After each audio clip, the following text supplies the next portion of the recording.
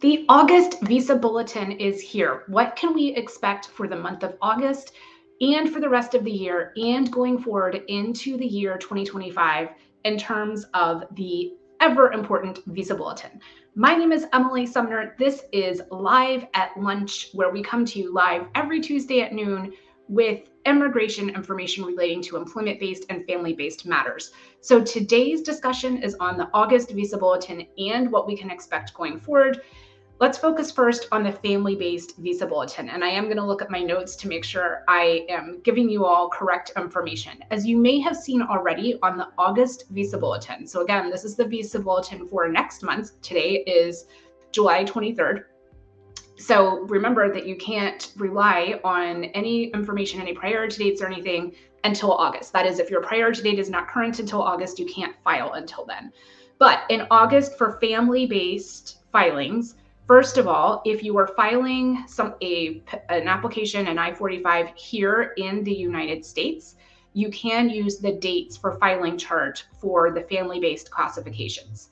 The F2A dates for worldwide have moved up significantly from November 1st, 2023 to June 15th, 2024. In addition, final action dates from Mexico for F2B have moved up from July 8th, 2004, to July 15th, 2004. The filing dates worldwide have moved up. For F3 have moved 3 months. The F4 filing dates from Mexico have moved up 2 days. So you see a lot of variance in the amount of forward movement that we're seeing for different classifications. Remember, when you're reading the Visa Bulletin, you have to make sure that you're looking at the correct Visa Bulletin, family-based versus employment-based.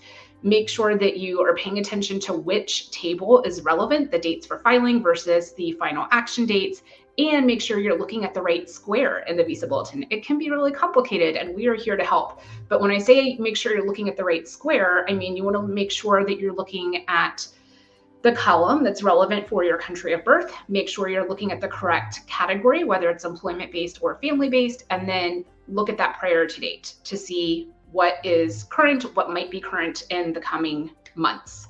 So again, we saw significant movement in F2A filing dates worldwide, some movement in other categories. For employment-based, if you are filing here in the United States, you have to use the final action date chart. In EB2, the final action date moved a month from June 15th, 2012 to July 15th, 2012. A month sounds like maybe not a lot, but it is for that particular category. That is significant.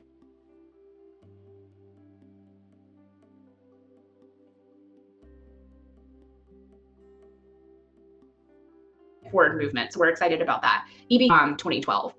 So there is forward movement. The good news is there is not any retrogression in the August Visa Bulletin. The information that the kind of potentially not good news is the Department of State, which is the agency that collects the data and puts together the Visa Bulletin every month.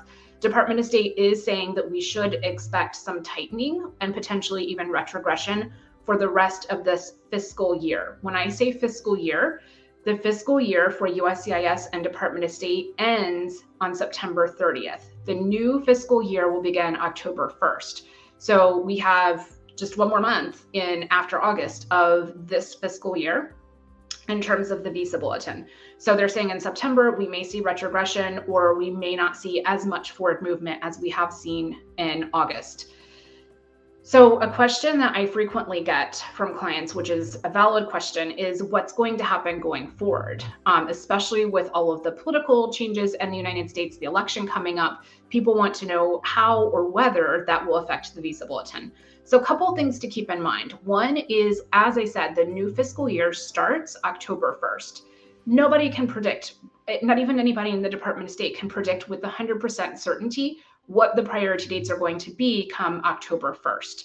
We will have the October Visa Bulletin in mid-September, and everybody will know, we'll have an idea then, but nobody can predict with 100% accuracy. In general, the priority dates do move up. In general, the priority dates are better towards the beginning of the fiscal year, which, as I said, begins October 1st. So hope is right around the corner in terms of advancing priority dates, the question is how much and if at all. It really depends on the usage of green cards between now and that time. So hope is around the corner with October 1st being right around the corner. The other question, as I said, that clients have, and it's a reasonable question, is what's going to happen with the availability of green cards and the visa bulletin? How quickly will it move or not move starting in 2025 when the United States has a new president in office, regardless of who is elected? That's a valid question. However, in general, the visa bulletin does not, the movement of priority dates is not influenced in general by the particular person or administration that is in office. Certainly, they could implement policies that could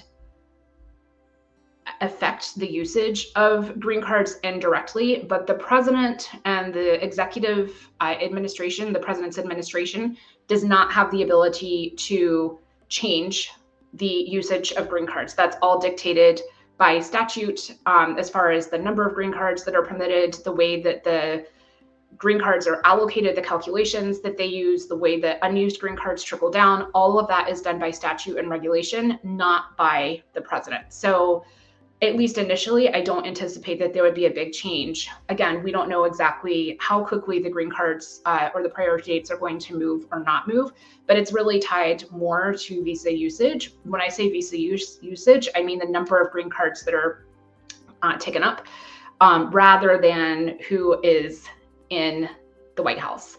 So I hope that that information is helpful. Make sure if you are thinking of filing for a green card, make sure that you're either that you are eligible to file. For example, immediate relatives are generally, for family-based cases, are generally able to file right away, but make sure you're eligible to file and make sure that your priority date is current according to the correct chart. It is so confusing to read the visa bulletin.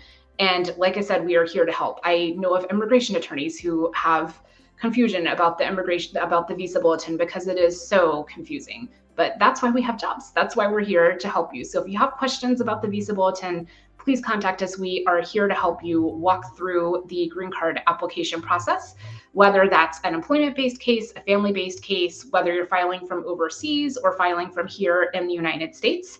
We are here to help you navigate this really complex and honestly, a lot of times stressful process and hopefully make it less stressful for you. So I hope that you have found this information helpful. If so, make sure you share this video with a friend or colleague and make sure that you follow us so you don't miss next week's episode. Until then, my name is Emily Sumner with Sumner Immigration Law. We serve clients throughout the United States, all over Virginia, throughout the United States and around the world with employment-based and family-based immigration matters. Until next time.